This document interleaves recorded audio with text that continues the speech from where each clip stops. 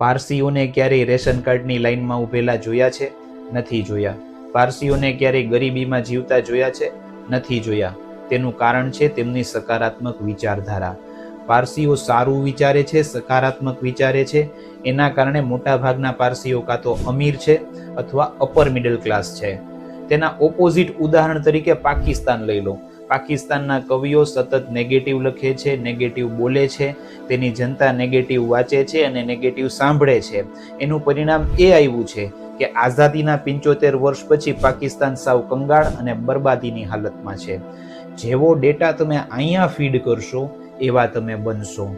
અહીંયાથી સારું વિચારશો, સકારાત્મક વિચારશો, કાનમાં સકારાત્મક સાંભળશો, મોઢેથી સકારાત્મક બોલશો તો જીવનમાં પોઝિટિવિટી આવશે અને એ પોઝિટિવિટી લક્ષ્મી લઈને આવશે, પૈસો લઈને આવશે, સુખ સમૃદ્ધિ લઈને આવશે. જો તમે નેગેટિવ વિચારશો તો તમારી કુંડળીમાં રહેલો ધનયોગ તમને જરાય મદદ કરી શકશે નહીં. જો આ રીલ તમને ગમી હોય તો લાઈક કરો, કોમેન્ટમાં યસ લખી દો. તમારા શું વિચાર છે તે અમને કોમેન્ટમાં જણાવો. આ રીલ તમારા મિત્રો સાથે શેર કરો જેથી તેઓ પણ સારું વિચારે અને જીવનમાં ખૂબ પ્રગતિ કરે.